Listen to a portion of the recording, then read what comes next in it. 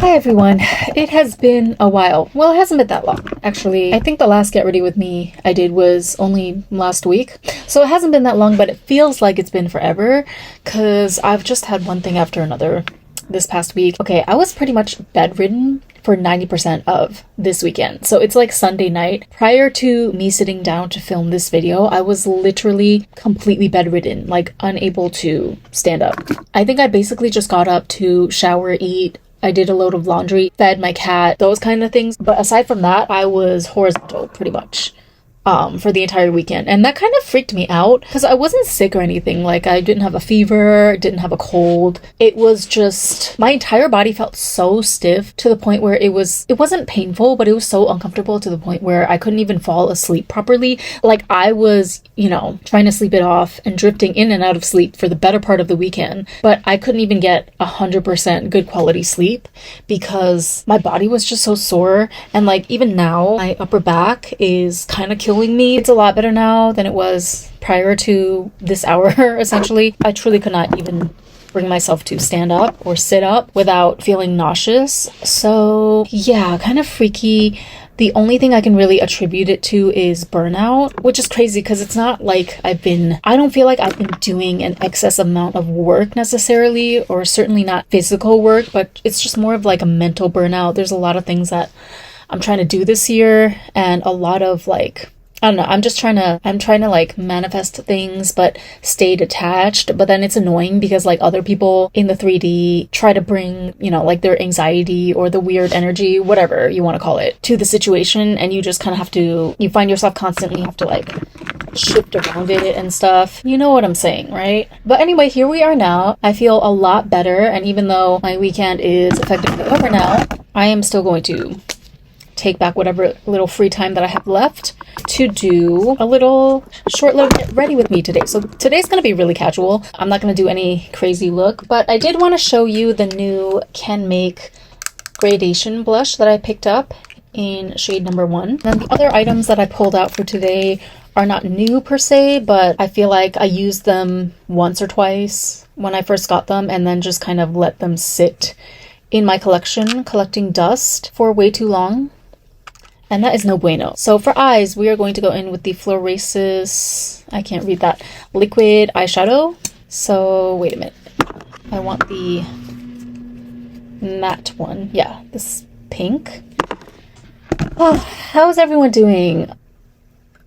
How is the situation in your part of the world? Like, it's so crazy that this is how I'm greeting you guys now, but that's the reality that we're living in now, right? I'm not one to sugarcoat things or sweep them under the rug. But yeah, depending on what country you're in, I mean, I would say this is World War III, unironically, that we're in right now. That means that, yes, most countries or most of the regions are going to get sucked into this whole conflict, whether we like it or not, because there's a lot of trade related things that are being impacted because of certain rash decisions made by leaders of certain nations. But the question of who's going to be affected the most or who is in most imminent danger is more of a timing thing, right? Like it vastly varies depending on which region of the world you're situated in. And so yeah, I just wanted to check up on everyone and see how you're doing. I mean, I have to be honest with you, I'm kind of thrown for a loop on what to do over here in Japan because it's like, I mean, I guess conflict-wise, it's considered quote-unquote safe over here, sure, for now. But we can't be naive. I can't be naive. Like, Japan's resources are 1,000% being affected by this whole situation. The oil prices are already going up. Not that that affects me, because I don't own a car or anything like that. But it's gonna trickle down very quickly if it hasn't started already. In fact, I would almost bet you my paycheck that it has already started to trickle down to food, regular consumer goods. I just got a notification from my city that I live in, the city of Chofu, the other day, saying that they were going to give out, get this you guys, 5,000 yen to each household to help with the grocery bill, essentially. It's called like the food relief or like the grocery relief stimulus check. Apparently the amount varies by prefecture. So for example, when I was talking with my coworker the other day, she said that in her prefecture they're getting 10,000 yen per household, but for whatever reason, Chofu is only giving out 5,000 yen. Although I'm not complaining, 5,000 is better than nothing, but I just remember, you know, back in the days of, it's just kind of hilarious to me, like back in the days of COVID, when they gave us that 100,000 yen stimulus check all across the board. I'm not gonna lie, when I got the envelope, I naively expected at least like 50,000, which is what, like 380 US dollars? But no, it was 5,000. Which is almost enough for a box of cat food for next scene. That will last for approximately 3 weeks. So I guess that's what I'm gonna put it to use for. Ooh, this is a pretty glitter. So I'm gonna be honest with you, the formula on these are really good, but the reason that I don't reach for these that often is probably more to do with a skill issue on my part than anything. Like, I just don't feel that I'm skilled or creative enough really to use these to their full potential. Like you can see today, I literally just did, you know, a one swipe color with some glitter and done. But I'm sure in the hands of like a real makeup artist, you could do something amazing with them. I feel like it's enough of a challenge for me to just make sure that everything is blended out before the formula dries, because it does dry down pretty intensely, which is a good thing because it won't budge. But again, you really have to make sure that you get the correct blend and diffusion of color and everything all before your time runs out. Okay, let me see. Should I finish my eyes first, or should I just start with the blush? Because I really want to try this out. I only swatched this on my hand so far. You know what? I am going to break out the Cezanne Blend Color Shading Palette, which again, it's something that I never use because I just feel like I don't have the skill of, you know, an actual makeup artist. But we're gonna try. This is not a harsh powder. It's designed to be user-friendly, so we are just gonna try. Yeah, I feel like there's really no one-size-fits-all rule for contouring. I think it vastly differs depending on your face size and what you're trying to achieve. Like for me, I literally just want this part to look thinner, and I might even look into permanent ways to make that a possibility, if you catch my drift. I know a lot of people just like inject Botox here into the masseter muscles, I think. I'm not keen on the idea of Botox, and I'm also terrified at the idea of any type of invasive surgery, like even just a facelift kind of terrifies me. So I don't know. Okay, you know what I need to do? I need to pick up again using my Medicube Booster Pro. I've kind of been neglecting it ever since I came back from my last trip to Dubai, just because I don't have time. But I remember like every time that I use it, I'm pretty satisfied with how snatched my face looks afterwards. And I'll look into other, I guess, like massage or gua sha techniques, which again, I do have a problem of just not being able to find the time or motivation always to keep up with those things. But it's better to do it here or there than to do it not at all, right? Or the other option is, of course, invasive surgery, which is expensive and, again, scary to me. So I might as well just suck it up and do whatever massages or at-home treatments that I can. Okay, I just finished up my eyes so that we can get through the rest of this video without any more distractions. We don't want to be here forever today. I just pulled in some colors from my favorite ColourPop Grinch palette to add more dimension and the inner corner highlight and all of that. Yeah, use your makeup, everyone. Use the palettes that you already own. Stop giving money to these greedy companies. Okay, so the moment we've all been waiting for. This is called the Canmake Gradation Cheeks in 01 Berry Yogurt. And it's a very nice, cool-toned pink ombre, which you know I love. I love a blue-based pink. Completely matte. There's no sparkles whatsoever in this, but it goes on very smoothly. Okay, I feel like it goes on smoothly, but you have to be kind of careful. Like, it will cling to certain patches of skin. I guess this might be because of my foundation on underneath. I've been using the ColourPop Pretty Fresh Tinted Foundation Balm, which might actually be the problem, because I wouldn't recommend this formula. It's very weird. It's like oily, but it dries down kind of matte and weird. Fast drying kind of, so it will cling to certain areas of your skin if you're not fast enough. So that might be kind of impacting the blush a little bit, but we're just gonna patiently blend it out. Okay, I really like this blend though. There's like a slight, ever so slight sheen as well, even though it's completely matte, but it still looks like you know, hydrated skin, so it's not going to suck the life out of your skin. There is a lot of kick up in the pan. I don't know if you can see. But again, that's okay because it blends out nicely. We are just going to put on... I literally just dragged my nail across the surface by accident. So yeah, it's quite soft, like relatively loosely pressed together, I would say, compared to the regular like Canmake Heart Powder Cheek series. This one is definitely comprised of a more loosely pressed powder, but I think that's what helps it really give you that blurred effect. Very, very finely milled. Okay, I managed to smooth it over pretty decently. Moving right along, let's pick up some of the lightest shade at the end of the spectrum here. It's pretty much like a white, slightly pink tinted white, and we're gonna use that to highlight. Ooh, that's nice. I feel like this white part is quite multi-purpose as well. You can use it to highlight, you can use it to define the tear bag area, and I'm just gonna put some here too on my chin. Add a little more of the pink. I feel like it's not wanting to adhere to this area right here, so I'm gonna go a little heavy-handed, see if that sticks.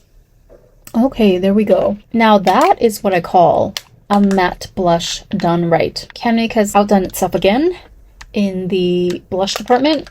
I pretty much find myself exclusively using Canmake blush products. Although I have Dior and other super expensive ones, but I always end up reaching for the Canmake over and over again because it's just so compact and easy. Yeah, the formula is nice. The formula mixes well with a variety of different foundations and whatnot. I almost feel like it was kind of a shame that I used the ColourPop foundation today because it probably would look even better over a better performing one, like Maybelline Fit Me Tint or the Florasis cushion. But anywho, I do think that's a very impressive blend, you guys. There's no harsh edges whatsoever. There's no patchiness, really. I mean, not bad for under 1,000 yen. This comes to just under 1,000 yen, full price at 990 yen, inclusive of tax, which is a little more than Canmake's blushes normally tend to go for. But again, because of the ombre aspect and just inflation in general, what can you do? Okay, so for lips, I'm gonna go ahead and force myself. Yes, sadly, I have to force myself to use this Hello Kitty Maybelline limited edition vinyl ink. As cute as it is, I really do not find myself enthused to ever use this. So I'm putting on lip cream first, which I'm running out of as well. It doesn't even twist up anymore.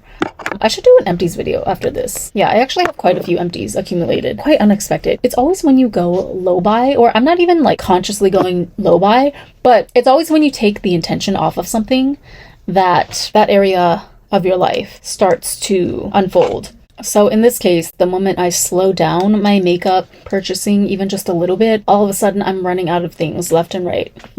Okay, I feel like I like this shade a lot. I just really don't like the Superstay Vinyl Ink formula. I can't think of one person who likes this formula, actually. It smells really nice, though. Oh my god.